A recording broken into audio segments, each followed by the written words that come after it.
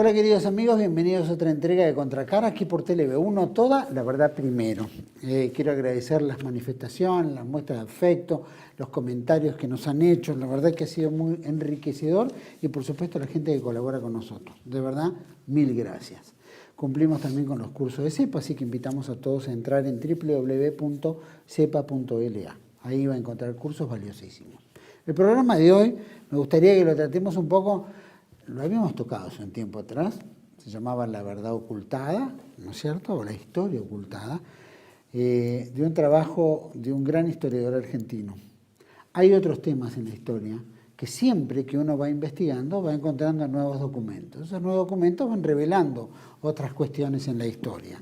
Pero también hitos y gallardías y acciones, ¿no es cierto?, en diferentes etapas, porque nuestra América fue ambicionada por muchos sectores, los británicos, etcétera. La masonería tenía un rol importante, bueno, los conversos, obviamente, fue otro tema que hemos tocado. Pero también hombres valiosos que pasan desapercibidos hasta en el propio reconocimiento de la hispanidad.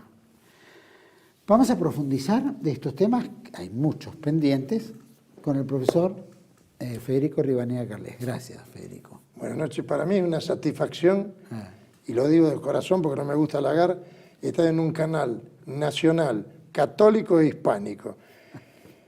Le agradezco. Antes de entrar en materia, le quería decir, para los que le interesa el tema que yo analizo, es que la historia ocultada es el cuarto estudio mío sobre el tema converso, que para una comprensión total del fenómeno habría que leer mis libros anteriores, el primero de los cuales se llama Los conversos, víctimas o victimarios de España, sí, que es del año 94, donde hago un análisis del problema que, a pesar de que España conocía muy bien y sufría el tema converso hasta mediados del siglo XIX, quedó olvidado totalmente.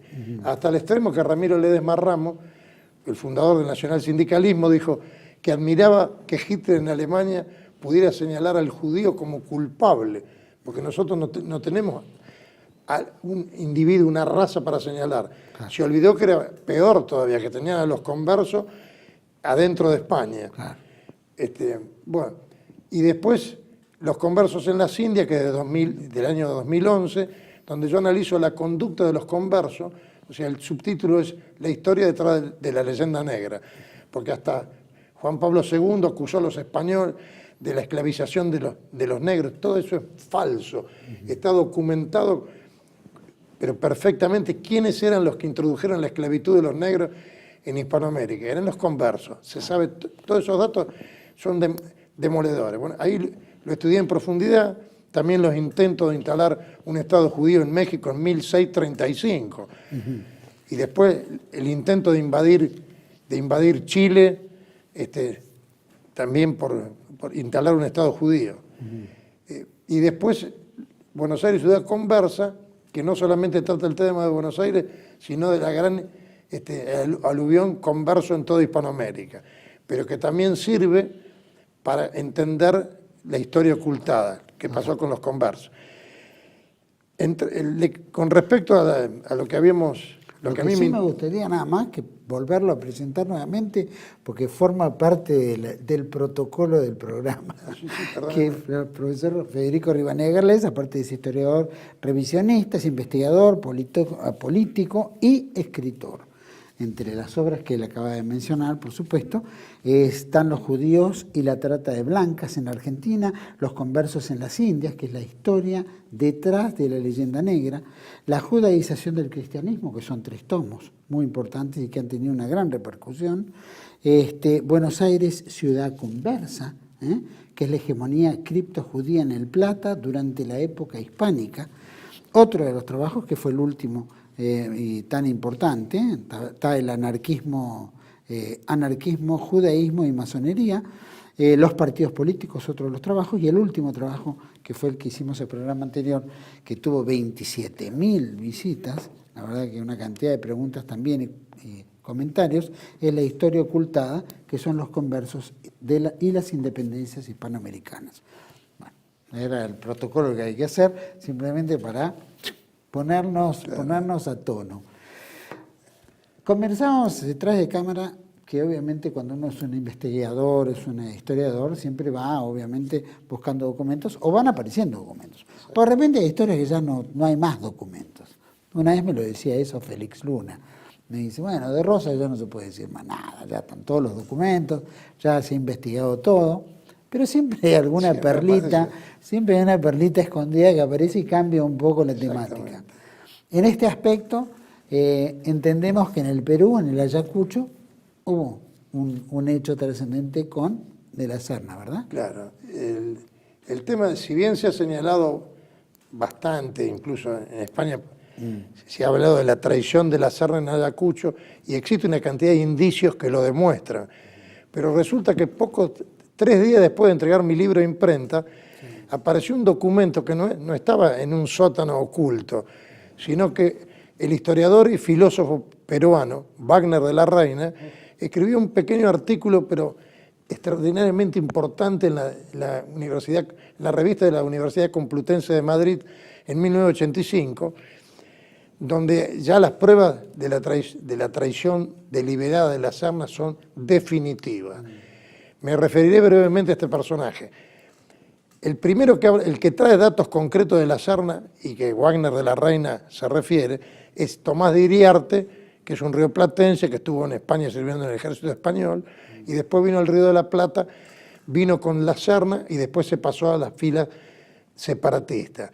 Y él muestra en primer lugar una cosa que es importante, que lo menciona, por supuesto, Wagner de la Reina.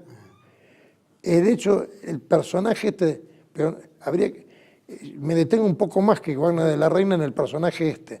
Resulta que este individuo, que se lo pone como un aristócrata, a De la Serna, que fue el último virrey, resulta que tengo datos, pero que tengo que ampliarlo, de que era converso, no era un aristócrata.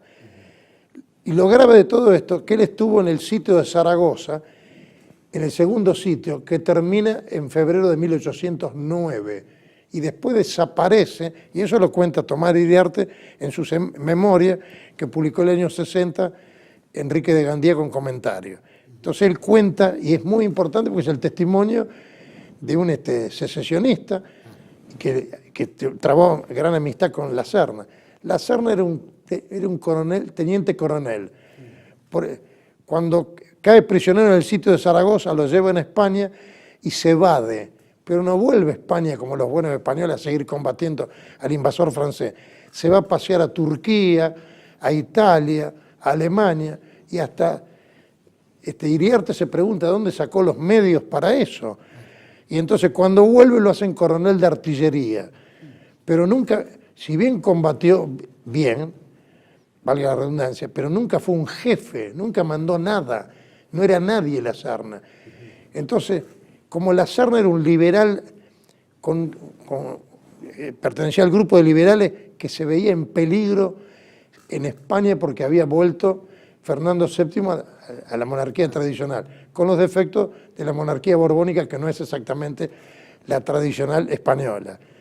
Entonces se sentía inseguro, él y otros de los que formaban después su Estado Mayor, y pide irse para Hispanoamérica, le dicen que no. Entonces se conecta con el teniente general Francisco Javier Abadía, que nada dice Iriarte de que era masón. En los papeles de Fernando VII se señala que Abadía era masón. Entonces él le pide a Abadía que se quiere ir para Hispanoamérica. Entonces Abadía le dice, bueno, si quiere le voy a conseguir un puesto, lo hago mariscal de campo y lo mando al Virreinato del Perú. Llega al Virreinato del Perú y todos forman parte de una logia que se funda en Cádiz. Se llama Logia Central de la Paz Sudamericana. Nombre muy extraño para soldados del rey, que deberían haber puesto un nombre más claro. Defensores de la corona, sí. En fin, nada de eso. Y resulta que Iriarte relata, eso es importante, porque el testimonio de Iriarte está demostrado que es cierto. Empezando, un detalle le voy a decir importante. Iriarte le cuenta, lo conoce a la Serna, es realmente una cosa insólita. Le cuenta que él va a venir quiere ir a Hispanoamérica y para que no dejarlo mal parado, le avisa que va a abandonar las banderas de España y se va a pasar al separatismo. ¿Qué es lo que le contesta a la Serna? Su jefe, porque en ese momento ya era su jefe, lo tenía que haber hecho un consejo de guerra y fusilado, era un soldado. No, le dice, ¿cómo va a abandonar, cómo va a hacer eso? Que tiene una carrera promisoria dentro del ejército español y que además podría ser, que el resultado de la sublevación podría ser negativo para los americanos.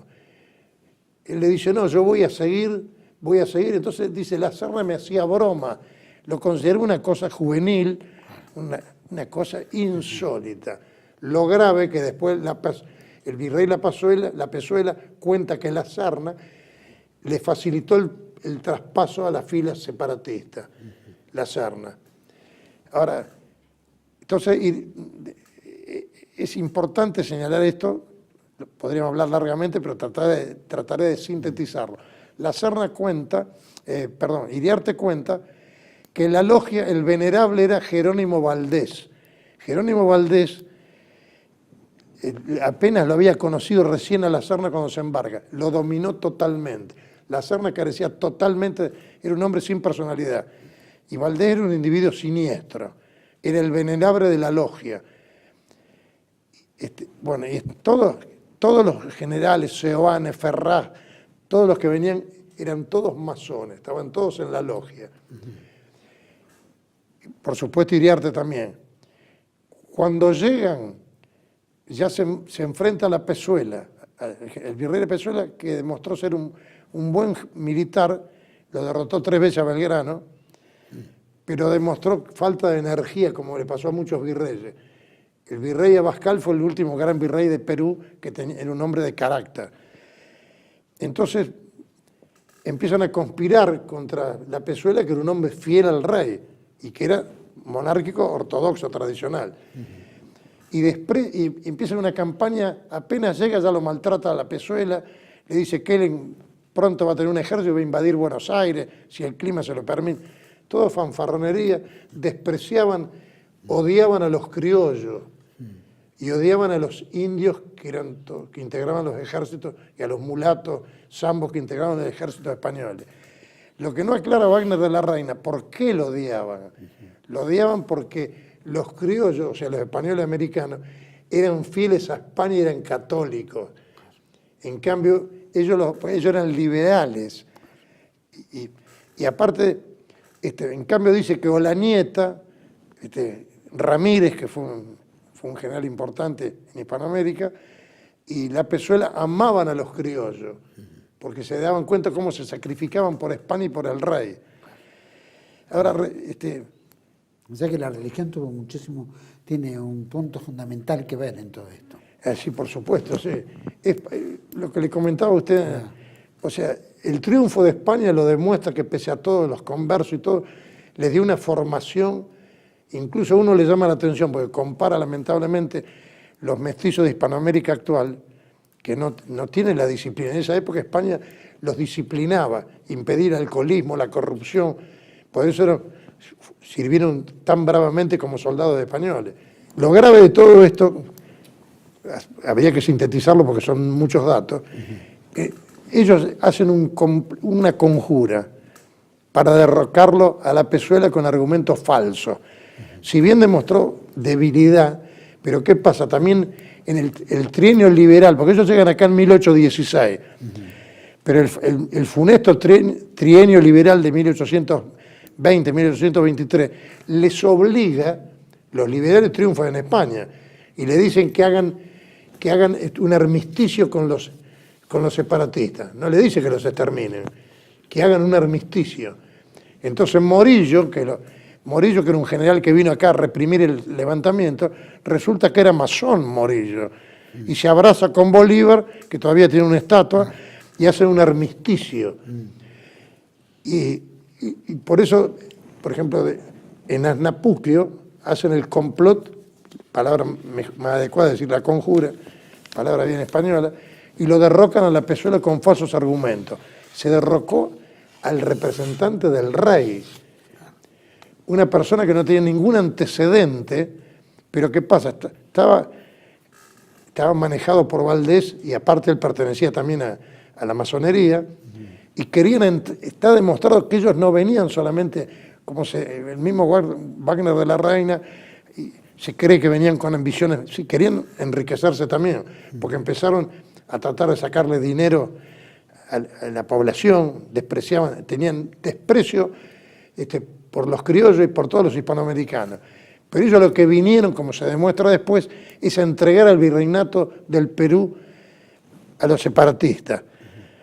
Y la prueba de ello es lo siguiente, que primero con San Martín en Punchauca se encuentran, y a pesar de que no se ponen de acuerdo, porque San Martín dice, bueno, hagamos un gobierno provisorio, viajemos con De la Serna a Madrid, pongamos un rey Borbón, mientras se reconoce la independencia. Lo concreto, que aparte de ese palabrerío, que San Martín dice que la famosa frase, todos los liberales del mundo somos hermanos, dijo.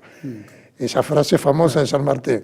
Y después la Serna se retira de Lima, porque si bien en Lima había miseria, porque el almirante Cochrane los tenía sin alimento, había una gran miseria y una situación difícil. Pero ¿cómo se va a abandonar Lima, que era la capital del virreinato? El último bastión, que además era un virreinato importante. Entonces San Martín, sin disparar un tiro, entra a Lima. Y ellos se retiran a la sierra. Y en la sierra nunca ganan una batalla importante. Son escaramuzas nada más.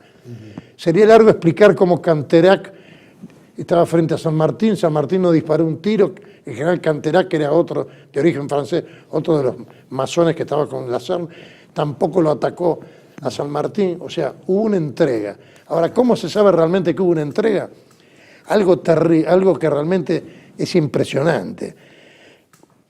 Cuando hacen el simulacro de la batalla de Ayacucho, que fue como la de Pavón en Argentina, que no hubo ningún combate, que hicieron antes de la batalla, estuvieron confraternizando, se trataban como hermanos, en fin, una cosa insólita. La gran traición se advierte después, porque ellos se embarcan en un buque que se llamó Ernestin, un buque francés, que los lleva para España. ¿Qué es lo que pasa en el buque francés? Empiezan a insultar todos los jefes y generales a Fernando VII, a los Borbones y a Fernando VII. Entonces, y no se callaban. Y Maroto, que después fue un general que estaba ahí en el barco, que fue un general bastante complicado, pero después apoyó a los carlistas.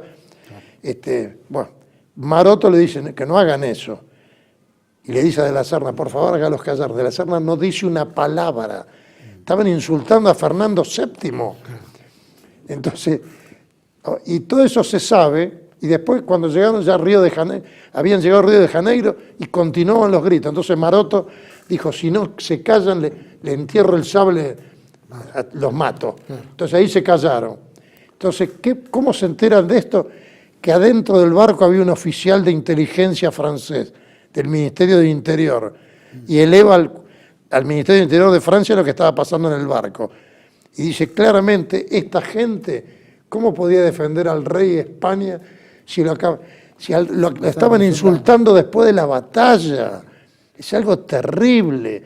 Ahora, cuando llegan a España, Fernando VII sabe que son traidores.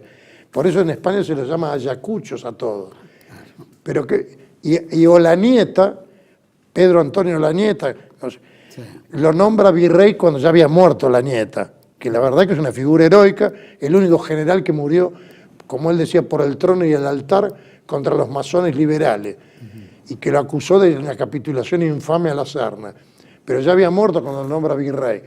Ahora, tal le fue la influencia de esta gente cuando llega, se ponen de acuerdo, Valdés y todo, para dar una versión totalmente falsa. Elevan memorial y dicen que no, que la culpa la tiene Olanieta, que dividió la fuerza realista, lo cual es falso, y que ellos combatieron muy bien. Entonces Fernando VII, que los consideraba traidores, los ennoblece, le da el título de conde de los Andes a la Serna, y a Valdés lo hace conde de Torata, que era una pequeña batalla insignificante contra los secesionistas. Y esta gente tiene todas las condecoraciones, todos los honores. Y la Pezuela, que dijo que un poder oculto lo había derribado, que era una persona íntegra, lo marginaron y pedía por favor prácticamente que le den de comer a él y a su familia. Claro. Bueno, al final le dieron un título al final. Ahora, todo esto es una cosa muy grave porque Fernando VII, en vez de hacer como hizo Carlos V, que lo mandó ejecutar a Pizarro y a Carvajal por traición, los ennobleció. Es una cosa grave. Y Fernando VII, que fue el rey deseado, porque se lo deseó, la gente moría por Fernando VII. Resulta que esta persona, que no se ha reparado bien, que con el respeto que me merece José Antonio Primo de Rivera, cuando dijo que la monarquía había tenido,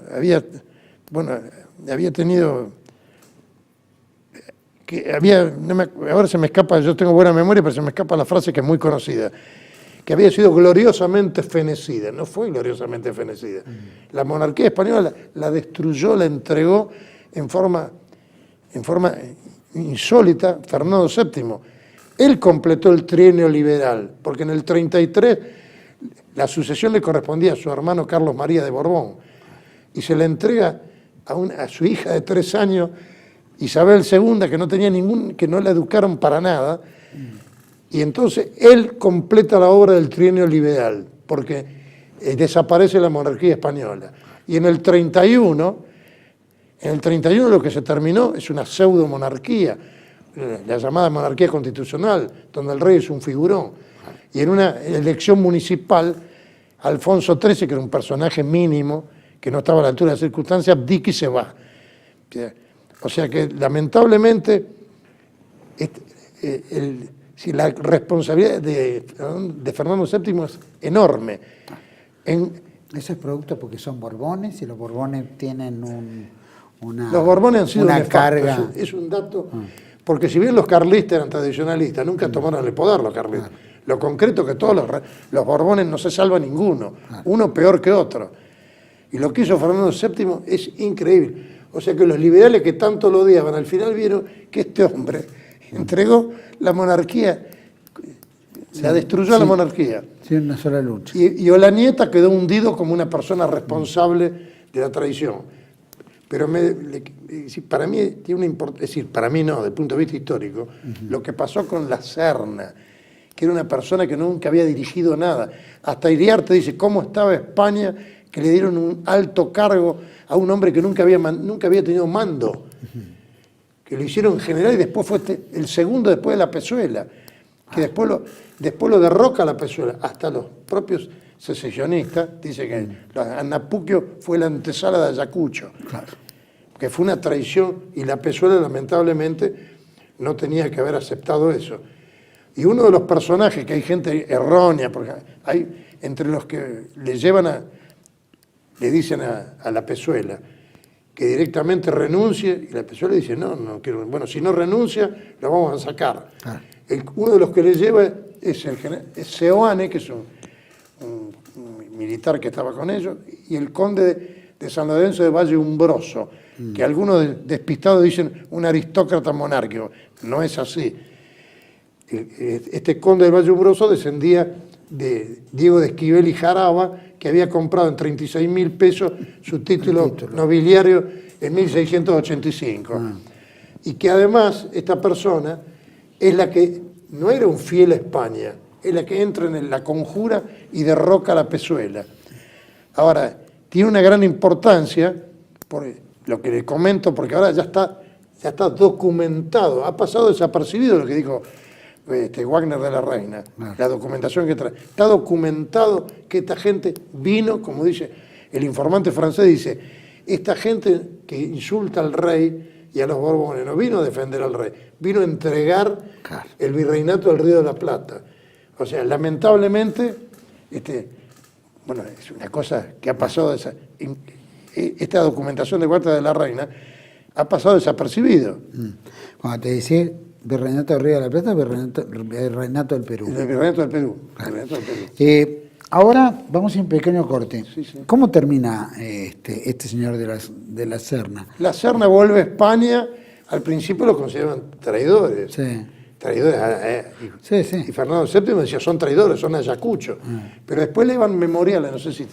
Sí. Memoriales, y como se ve que, aunque no se diga, tenían gran influencia y amigos masones en la corte. Entonces se aceptan los memoriales, dicen, no, hemos combatido hasta el final por el rey y hemos hecho todo lo posible para defender la corona. No es cierto. Le entregaron de forma ignominiosa.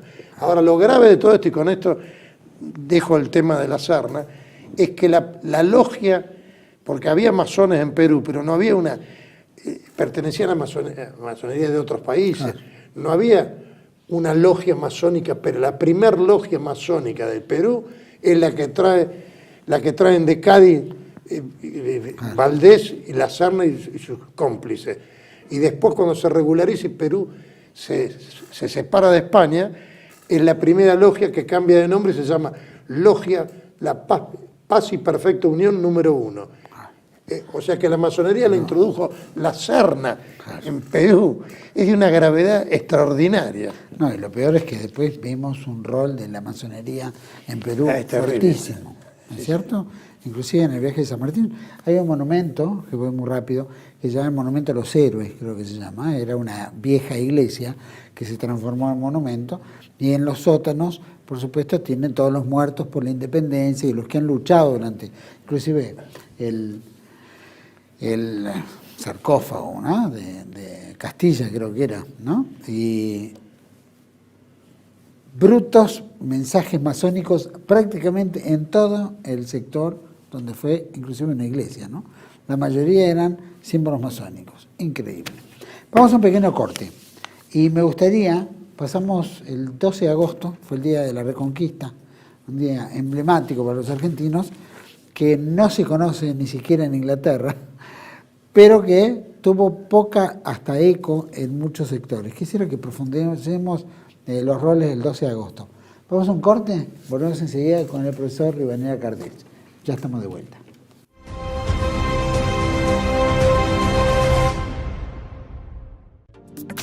Bienvenidos a CEPA, Centro de Estudios del Pensamiento Americano.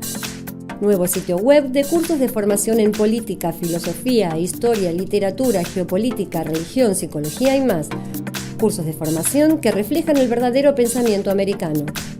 Lo invitamos a elegir el curso de su agrado ingresando en www.cepa.la.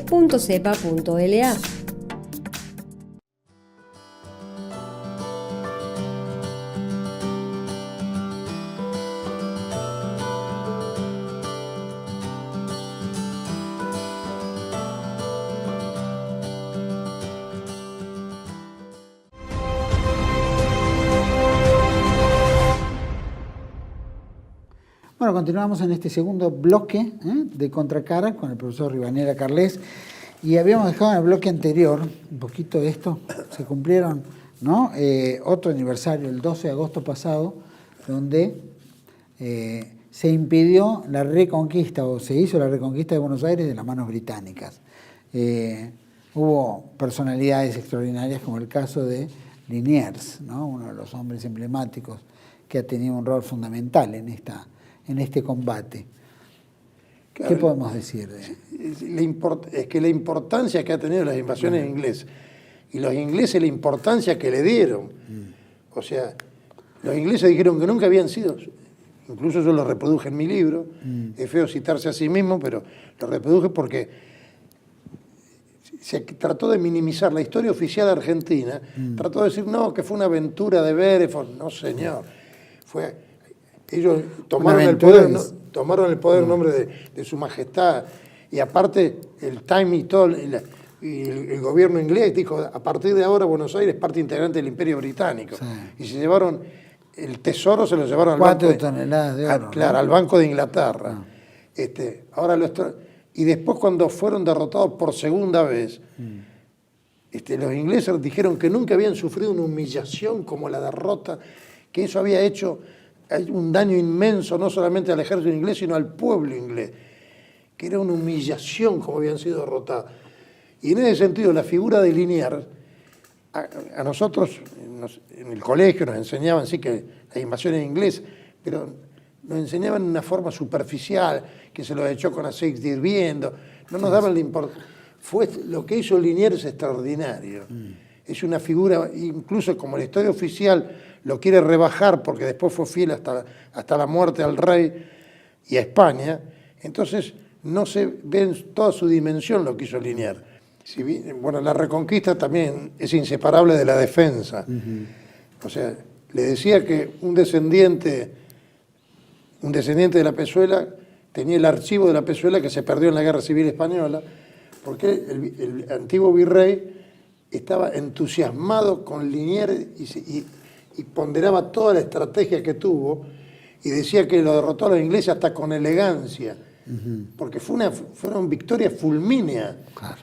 Nosotros quizá no tengamos dimensión que en la defensa vinieron 9.000 y pico de soldados ingleses profesionales veteranos, y acá se los combatió con milicia y con el pueblo, ¿no es cierto? Y la figura de Liniers es extraordinaria, hasta el extremo de que dice el descendiente de la Pezuela, que yo lo menciono en mi libro, que Liniers asombró porque es uno de los grandes capitanes de España, no es solamente el campeón del Río de la Plata. Y hace unos años un periódico francés dijo que Liniers es el vengador de Trafalgar, porque Trafalgar fue en 1805, donde fue derrotado por Nelson la flota combinada franco-española, que como yo comentaba, en realidad la conducción francesa fue mala. Y Liniers los derrotó, los aplastó, los avergonzó, pero además con la elegancia de Liniers, que por ejemplo el general Crawford, que se rendían a mansalva los ingleses, los invitó a comer, los invitaba a comer junto con los miembros de sus oficiales. Es una personalidad única. Entonces, ¿cómo se le paga a Liniers? Porque podríamos hablar largamente. Fíjese el caso de Saavedra. A mí no me gusta poner epítetos, yo prefiero que los epítetos los ponga el lector, salvo excepciones. Saavedra, que era un mercachifle, porque no fue nada Saavedra, cuando Liniers crea los distintos cuerpos de milicia, lo hace según, él ignoraba el tema converso, Liniers lo hace según el lugar de nacimiento, los vizcaínos, los cántabros, y entonces dice, bueno, los de Buenos Aires le llamamos patricios, pero no porque, como cree la gente, porque eran aristócratas, claro. Si la mayoría eran menestrales y gente pobre. Claro. Y entonces lo nombra Saavedra, lo hace teniente coronel de patricio. Tuvo que forzar un poco la elección, pero lo pone a Saavedra. Saavedra no tiene ninguna actuación importante en las invasiones inglesas. Y Saavedra era una persona que le debía ese nombramiento a Liniers, su encumbramiento. El 3 de abril de 1810 se dirige en una carta a Liniers, 3 de abril de 1810, y lo llama mi venerado señor, y le dice que está preocupado por la suerte de nuestra España. Unas semanas después hacen el derrocamiento, ¿no es cierto? Se forma la primera junta, se sublevan contra España, y el 26 de agosto de 1810, 4 meses y pico después de llamarlo mi venerado señor, lo hace fusilar sin juicio previo, sin nada. Lo hace fusilar con soldados ingleses. Es una cosa insólita. Y entonces Moreno dice, no, porque por ahí los soldados llamados argentinos se niegan a fusilar. No es así. La disciplina que habían instalado en el ejército separatista era terrorífica. A Iriarte le llamaba la atención, porque él venía de un ejército español donde se respetaba a los soldados. Por ejemplo, Belgrano apaleaba a sus soldados ante cualquier cosa. Y entonces Iriarte incluso explica que estaban los sargentos, los cabos que azotaban a los soldados, y atrás estaban los sargentos por si fallaban los cabos, y después estaba un capitán por si fallaba. Por si fallaba el otro. Bueno, era la cadena. Entonces, no se iba nadie a negar a fusilarlo, porque aparte lo podían fusilar al soldado que se negaba, pero lo hacen fusilar por soldados ingleses. Y lo grave de todo esto, es decir, porque el reconquistador, como dijo Moreno, si el reconquistador viene a Buenos Aires, nuestra causa está porque o el reconquistador perece o estamos perdidos. Porque porque el pueblo lo esperaba, tan es así que un sector de patricios se quiso sublevar porque la población lo amaba a Liniers. Aparte había ocurrido muy poco tiempo de todo esto, ¿no? Por supuesto, pues resulta que cuando firman toda la pena de muerte para Liniers, y lo más grave, por eso digo que la figura de Saavedra, aunque a muchos le va a molestar, pero yo me baso en documentación que se puede consultar a la vista. Saavedra es una de las figuras más deleznables y viles de la historia argentina.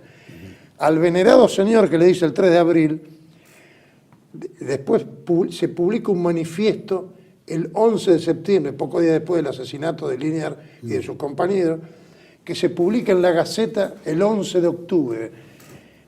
Y una de sus frases dice cosas tremendas. Dice que Liniers no hizo nada, que todo lo hizo el pueblo. Una cosa de tipo bolchevique y liberal. Que el pueblo lo encumbrió y Liniers fue un desagradecido. Y después dice, un eterno oprobio cubrirá la ceniza de don Santiago de Liniers. Y la más remota posteridad verterá execraciones sobre este hombre ingrato, sobre ese hombre ingrato que quiso la ruina y el exterminio de un pueblo. O sea, eso lo hizo Saavedra, que 4 meses antes lo llamaba mi venerado señor. Y la forma en que muere Liniers, muere de una manera heroica, es una figura extraordinaria, porque no se puede comparar con ninguno. Moreno muere de forma ridícula. Le dieron un purgante porque tenía constipación, se le dio el capital del barco cuando iba a Inglaterra. Y muere envuelto, lo arrojan al mar en la bandera inglesa. Castelli tuvo un cáncer de lengua, que yo digo directamente, nunca tan bien merecido. ¿No es cierto? Y después le estirparon la lengua poco antes. Castelli, que era íntimo de Bereford, que no combatió, es el que Castelli lo hace fusilar, es el que lo hace fusilar a Liniers. O sea, una cosa tenebrosa. El elemento que se busca de fusilación es ¿por qué? ¿Por una traición a quién? No, se lo fusila porque él se muestra, dice, lo fusilemos por traidor a Fernando VII. El cinismo, hay historiadores, hasta Carranza, que es un historiador liberal argentino, dice, pero si él se subleva para defender a Fernando VII. El cinismo era total. Él quiere ser fiel a España, si acá no existía otra cosa que éramos españoles. Claro. En toda Hispanoamérica. Argentina no existía ni de nombre, porque el Reino de Chile, si bien era un nombre, no existía la nacionalidad chilena, pero en Argentina no existía nada de eso. Era el virreinato del Río de la Plata. Y Liniers, que le ofrecen todos, Saavedra le dice, le damos esto, no interven. Liniers dijo, y que aparte Cisneros, que había sido condiscípulo de Liniers, rodeado de criollos secesionistas, tenía animosidad contra Liniers y lo quería mandar a España, donde el Consejo de Regencia, que era todo liberal, lo iba a crucificar a Liniers. Iban a acusarlo de afrancesado. Liniers soportó todo. Y al final Cisneros le pide ayuda. Y él le dice, está rodeado de pícaros que se basan en la riqueza que tiene. Liniers lo vio claro. Entonces Liniers intenta la resistencia. Como estaba en Córdoba, le dice a Gutiérrez de la Concha, que era el gobernador, él tenía un plan más inteligente que de la Concha. Él quería ir al Perú y después formar un ejército poderoso y marchar sobre Buenos Aires. Y Gutiérrez de la Concha, que era marino y que había intervenido decisivamente en las invasiones inglesas, le dice, no, para mí hay que formar una milicia acá. Bueno, el resultado, que la forma que actuaron los sobornados, eso ya lo señaló Paul Grusac, sobornaron a todos, o sea, los abandonaron, toda la tropa lo abandonó a Liniers, en fin, y Liniers se quedó solo. Entonces lo detienen y Liniers muere de una manera extraordinaria. O sea, muere, le reza a la Virgen del Rosario y entonces lo quieren vendar los ojos y dice, quita que yo nunca le he tenido la muerte, menos la voy a tener ahora de morir por el rey. Bueno, incluso le hacen de todo, le ponen unos cordones, Urien, que era un oficial que después terminó fusilado por Rivadavia, lo degrada, le pone unos cordones y lo lastima. pero Liniers dice, un testigo, una relación anónima dice que Liniers, a pesar de estar así, todavía era más importante que cuando estaba frente a los ingleses sin temor a la muerte. Murió de una manera ejemplar. Fue el último virrey nombrado porque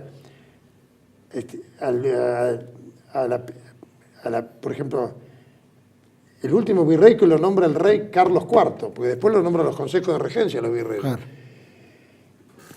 Es una personalidad extraordinaria, que realmente le tengo una admiración profunda, y ya le digo, se lo critica por la estrategia que utilizó en la defensa, cuando los ingleses avanzan y la tropa no los enfrenta como corresponde. Pero la Pezuela dice, estaba muy bien lo que hizo Liniers. Lo que pasa es que la tropa no tenía experiencia y cuando el ejército inglés, podríamos decir, se aparta, no lo persiguen. Pero dice que la forma que combatió el Río de la Plata contra los ingleses es la antesala de lo que se vio en Gerona y Zaragoza. Hay una parte que efectivamente vemos que los ingleses solamente reconocen sus triunfos, o por lo menos no dan a conocer en ningún lado. Pero reconocen la humillación de Liniers. Lo reconocen. Lo reconocen claramente. Dicen que ha sido una humillación que no pueden creer lo que ha sucedido. Aparte, uno tiene que pensar la elegancia de Liniers, cómo los rindió a un ejército con generales como Crawford, que eran generales brillantes. Y Liniers, aparte, cómo los trataba los ingleses, como yo digo, conociendo lo que son los ingleses, lo que lo vimos en Malvinas, en la Segunda Guerra Mundial. Los ingleses, si hubieran detenido a Liniers, lo hubieran puesto en una mazmorra. En cambio, Liniers los trataba porque era un caballero medieval. Para él no eran, como para nosotros, sabía que eran herejes, pero él los consideraba pares. Y entonces los sentaba a su mesa. Y a un coronel inglés que le dijeron, mire, hace como 4 días que no se puede bañar. Fue y él personalmente le dio una camisa y le buscó un cepillo de dientes nuevo. Y después ese hombre lo criticaba a Liniers, decía que Liniers era un mediocre. Y Bedford decía lo mismo. Eso dice, yo digo, bueno, ¿cómo se dieron ellos si el mediocre los aplastó? Claro. ¿No es cierto? O sea, Liniers, toda la gente, los enemigos, por ejemplo, Juan Manuel Beruti, dice, Liniers era una persona que para él lo único que servía gobernar era para hacer el bien. Incluso cuando atentaron contra su vida no quiso ni averiguar quién había sido. O sea, una personalidad extraordinaria. ¿Por qué España no lo tiene tan presente? Porque lamentablemente en España ha habido un abandono real de principios básicos. Porque debería tener Liniers, o sea, San Martín no podría tener ninguna estatua. Está lleno de estatuas en España, Bolívar también, todos los traidores tienen estatuas. Liniers no tiene ninguna. Y Agualongo, que murió por el rey, ¿no es cierto? Y José Tomás Bove, que yo lo reivindico, soy el único que lo reivindico directamente. Lo han acusado como un demonio, pero Bove es el extraordinario. Entonces, bueno, no existe, para ellos no existe. Incluso se ha ocultado la historia, los propios españoles ignoran las cosas. Ahora, llegó el momento de poner las cosas en su lugar. Como yo digo, lo más grave que nos ha sucedido, no solamente a los rioplatenses, sino a todos los hispanoamericanos, que es un caso único en la historia, que a través de una historia oficial falsa se le ha alterado la identidad histórica. Nosotros, los españoles fueron transformados en monstruos, nosotros no tenemos nada que ver con España, nos han dicho, los españoles lo único que hicieron es masacrar, torturar, fuimos esclavos hasta los gloriosos hechos de la llamada independencia. Y la independencia ha sido la mayor desgracia para toda Hispanoamérica. Como dice el sandinista Augusto Zamora, marxista, que yo reprodujo en mi libro, dijo, no hay nada que festejar. No hay nada. Incluso hace poco salió un artículo de un escritor peruano que dijo, la independencia ha sido lo peor que le podía haber pasado a los indios. O sea, todo lo que nos pasa a nosotros, porque antes había paz, no había guerra civil, había un orden jerárquico. Se terminó, después los reyesuelos se peleaban entre ellos. Bolívar quería ser el reyesuelo de toda Hispanoamérica.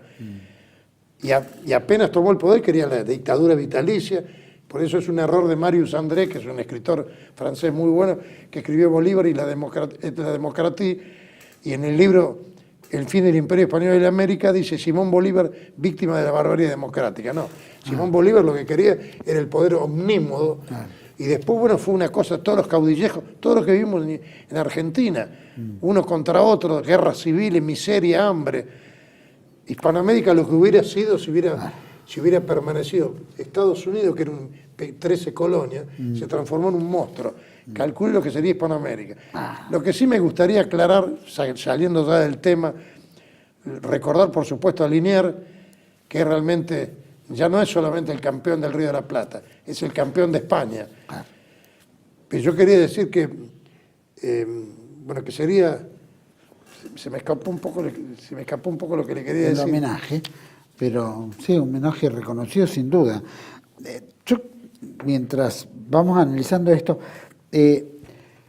recién comentaba, ¿no? Lo que se vivía antes podía ser esta América Unida, etcétera. Perdón, etcétera. no, un detalle que yo quería sí señalar, porque algunas de las personas que han visto, le ha interesado la entrevista, dice, y que nosotros queremos ser españoles, ¿no?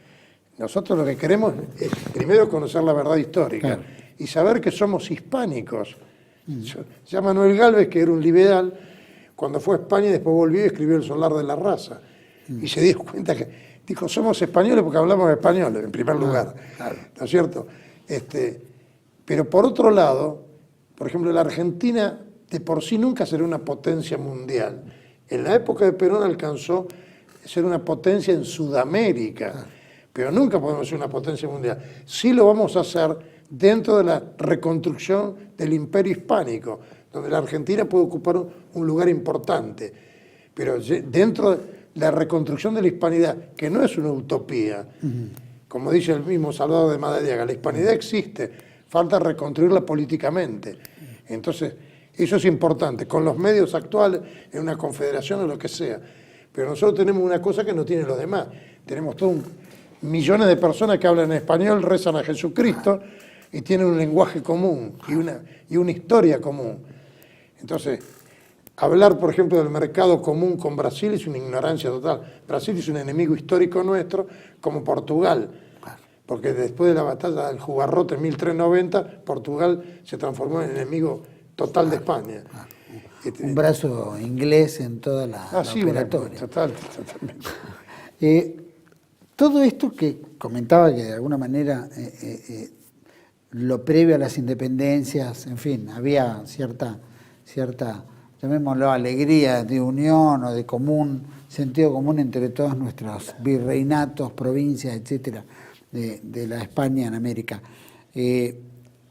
No digo los marranos, pero los conversos que de alguna manera habían ingresado y que tenían roles y que habían comprado títulos y que tenían cargos determinados, también formaban parte de esa felicidad, llamémoslo, a la que usted más o menos se refiere. No, la felicidad, no, ellos tenían el poder.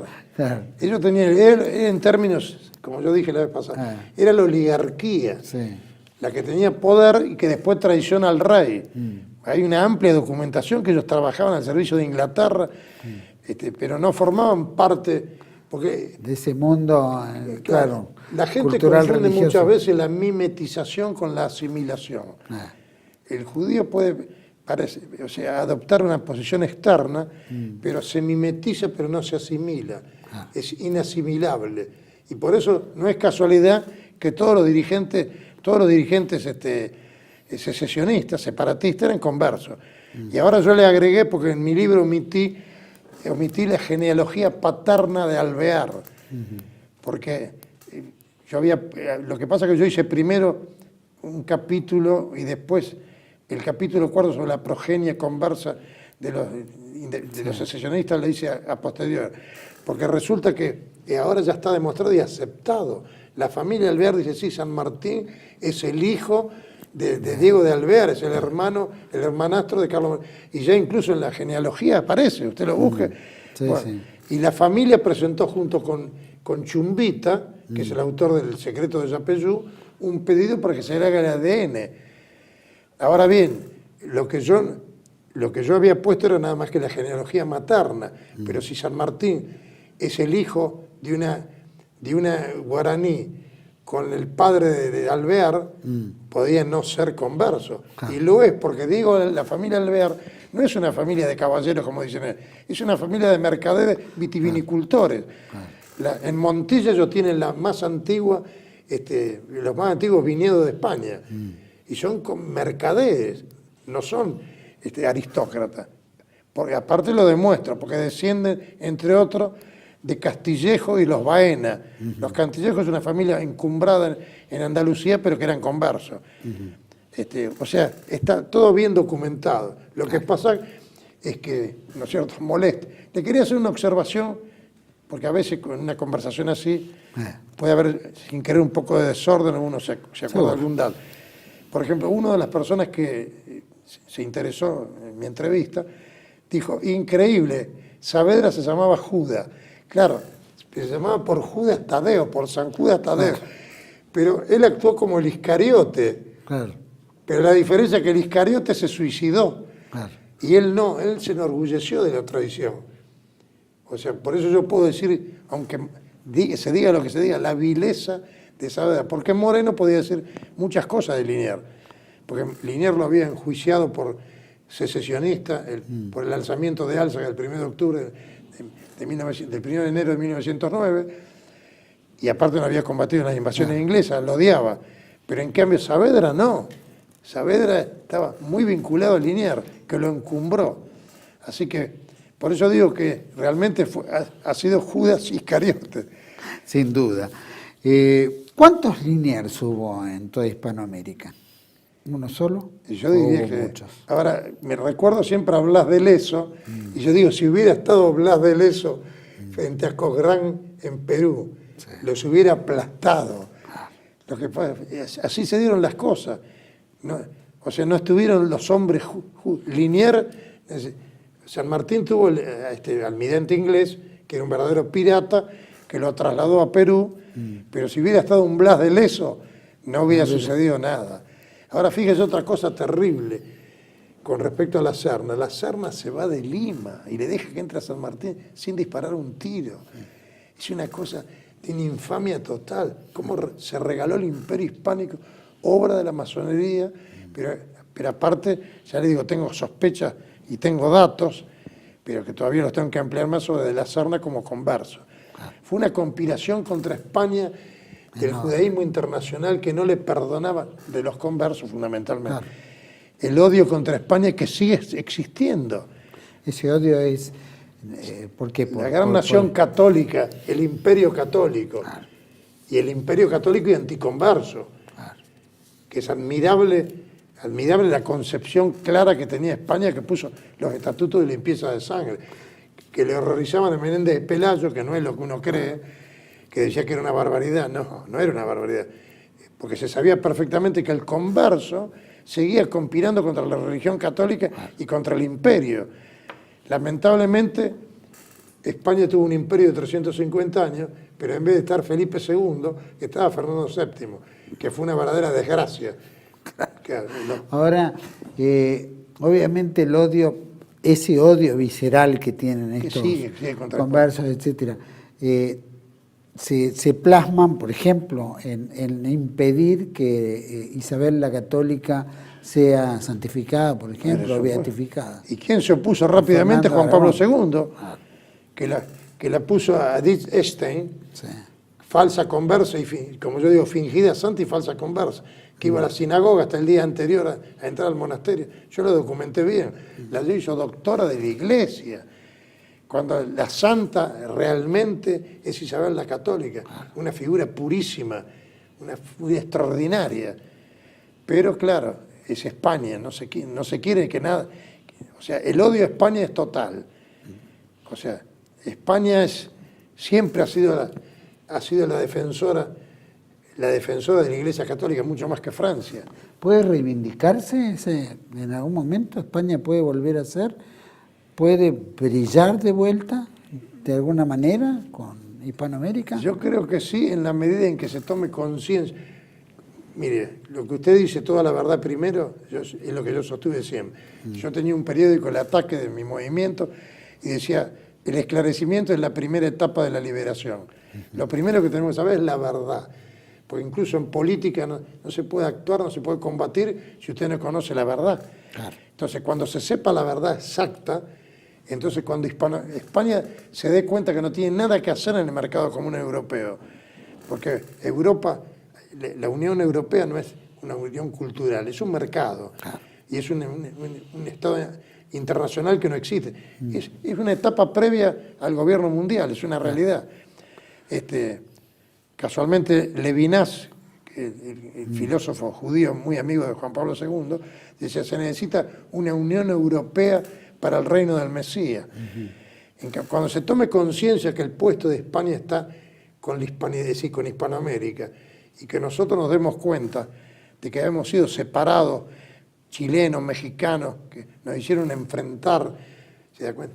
Y entonces cuando la gente se dé cuenta, por ejemplo, todavía hay muchos argentinos que dicen Uruguay era provincia nuestra. Uruguay nunca fue provincia nuestra. Uruguay formaba parte del Virreinato del Río de la Plata, que eran divisiones administrativas. Como Mendoza pertenecía al Reino de Chile en una época. Sería ridículo creer que los mendocinos son chilenos, porque un general estaba en Chile, mañana estaba en México. Era un imperio. Y nosotros tenemos la suerte, que yo siempre digo, de que el imperio hispánico no es una arqueología histórica. El imperio hispánico vive, a diferencia de Roma, porque Roma tuvo grandes cosas, pero no tuvo una idea central. El imperio hispánico tuvo una idea central, el catolicismo y la lucha contra los conversos. ¿Podemos decir en miniatura que del imperio español americano a las provincias unidas del Río de la Plata podía haber algún tipo de similitud? Como digamos, recién hablaba, Uruguay no era ni un estado, ni era una provincia, era, ¿no? Eran divisiones administrativas. Eran divisiones administrativas, simplemente porque eran las provincias de ultramar. Pero no había ningún rioplatense decía, no tenemos nada que ver con los mexicanos. Había una hermandad. Y lamentablemente, por ejemplo, lo que han hecho en Filipinas, los yanquis compraron Filipinas por $20 millones, sacaron el idioma español. O sea, se quiso sacar hasta las raíces todo, igual que el indigenismo, todas esas teorías subversivas, que mucha gente se está dando cuenta que era todo mentira. Hemos avanzado bastante, pero lo importante es que yo descubrí todos esos hechos cuando tenía una edad muy grande. Pero lo importante es que un muchacho de 15 años ahora puede advertir la realidad. Y entonces uno se va a dar cuenta de que lo que nos sucede a nosotros, la desgracia, ha sido la mal llamada independencia. Y que la solución, porque ahora estamos separados, pero la Argentina no es autónoma, ningún país hispanoamericano es autónomo, está separado simplemente. La única manera de que seamos una potencia es estar unidos. Es así. ¿Y esa unión se puede dar cómo? Yo digo que la unión se tiene que hacer primero a través de una confederación y después de una federación, ¿no es cierto? Respetando las diferencias raciales y culturales, ¿no es cierto?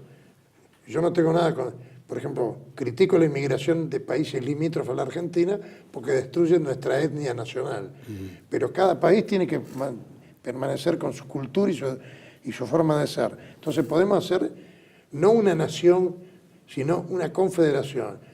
Los chilenos, los bolivianos con sus costumbres y todo, pero que tenemos cosas comunes.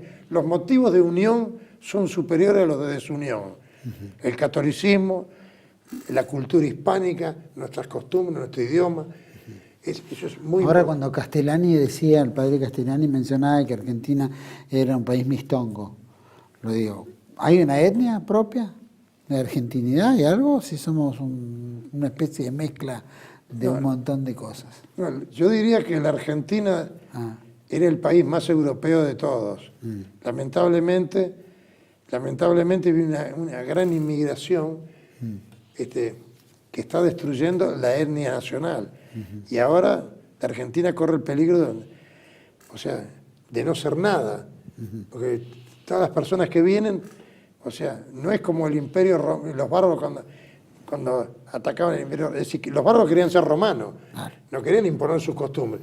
En cambio, los países limítrofes, que yo respeto, y no lo digo de bocas para afuera, quiero tener buenas relaciones con colombianos, venezolanos, pero cada uno en su lugar, que es lo lógico, porque hay que respetar las etnias. Entonces, la Argentina sí sufrió, a diferencia de los otros países, que, por ejemplo, México es un país hispánico, en cambio nosotros, debido a la masonería y todo, a pesar de que en México había también masonería, pero usted fíjese los edificios, la arquitectura, la forma de hablar de un mexicano, son hispánicos, en cambio nosotros repudiamos todo eso. Tenemos arquitectura francesa en los buenos lugares de Buenos Aires, y después tenemos la arquitectura de judíos conversos portugueses, por ejemplo, en San Telmo. No es arquitectura española, no lo han dicho yo, lo han dicho arquitectos. Entonces, y aparte del virreinato más pobre, cambia en México y, por ejemplo, en Perú, uno va a Lima, es una ciudad hispánica, sacando la parte moderna. Y los mexicanos tienen, más allá de que le han impuesto un nacionalismo falso, el mexicano es hispánico totalmente. Cambia, acá nosotros tenemos siempre críticas contra España, y los marxistas se encargan de decir que los españoles nos explotan, aprovechan cualquier mentira. ¿Se da cuenta?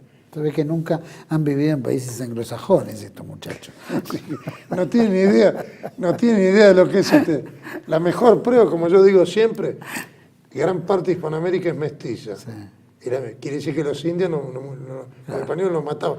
En cambio, en Nueva Zelanda no existe. Los mataban con vitriolo, los asesinaban. Los ingleses decían el mejor indio es el indio muerto. En cambio, nosotros al contrario.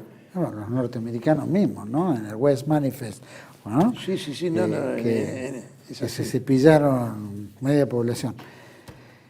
Don Federico, muchísimas gracias. Creo que hemos hecho un programa riquísimo. No va a faltar oportunidad de tocar otros temas, ¿no? Exactamente, y me encantaría que sigamos haciendo algunos programas, por supuesto, tenerte aquí y hablar de leyes. Lo interesante sería en algún futuro, porque lamentablemente el conocimiento personal es muy importante. El enemigo hace permanentes reuniones, congresos. Sería interesante ver si podemos reunir un congreso, incluso aunque haya algunas diferencias, de personas que nos damos cuenta que estamos descubriendo la verdad histórica, que haya mexicanos, colombianos, venezolanos, para hacer una tarea en común, porque se podría tener, así como está su canal, se podría tener un periódico digital, por ejemplo. Tal cual. O sea, para algo identitario, ¿no? Claro, exactamente, para unirnos y fomentar, porque la gente cuando le habla lo entiende. La mayoría de las personas que usted habrá visto, los 27.000 personas que se interesaron en la entrevista, no son historiadores, la mayoría son personas comunes, pero que se dan cuenta, porque Aristóteles decía que cuando uno descubre la verdad, se da cuenta que siempre pensó que la verdad era así. Y es verdad, y entonces, esta gente que tengo que agradecer al programa, porque si no, un libro no trasciende. Yo no hubiera tenido 27.000 lectores. Pero quiero decirle que es importante tratar de hacer algo en común, tener un instituto, algún congreso, tener una tarea en común para investigar, incluso porque yo hice una investigación sintética y básica, pero después hay una cantidad de aspectos que hay que seguir profundizando. Por supuesto, yo creo que no va a faltar momento, y creo que estaba proyectando de alguna manera crear algún tipo de encuentro, ¿no? De mucha gente común de todos nuestros hermanos países que son parte de nuestra esencia. Exactamente. O sea que la tenemos que poner. Don Federico, creo que habría que agradecer a Carlos Roger Pliego Huesca, ¿no? Sí, casualmente es un detalle importante que se me pasó, ¿puedo agregarlo? Sí. ¿Cómo no? Resulta que había un libro muy importante que yo quería conseguir, de Luis León Pesuti, que es un masón peruano. El libro estaba totalmente agotado. Y gracias a los esfuerzos de mi colaborador Fernando Radrisi y de un camarada que yo me reservaba el nombre, que usted señaló, me lo consiguieron. Si bien el libro no contiene lo que se llama El prócer olvidado, y se refiere a Sánchez Carrión, que era el teórico del republicanismo en Perú. Y el subtítulo es Apuntes históricos masónicos. Si bien no agregó nada, porque este hombre no conoce a Iriarte, no agregó nada, pero agregó algo fundamental, que es, porque la primera edición es del año 1935, la segunda la hizo a la Gran Logia de Perú el año 60. Y en este libro, sí, es un dato muy importante. Él dice que la investigación que llevó a cabo le demuestra que la logia que trajeron de Cádiz Valdés y sus hombres, es la que funda la masonería en el Perú. Y que después por eso se llama la logia Perfecta Paz y Unión, logia número 1. Eso sí que es un dato importante. ¿Qué le parece? O sea que, en ese sentido, yo le quería agradecer a los dos que me consiguieron.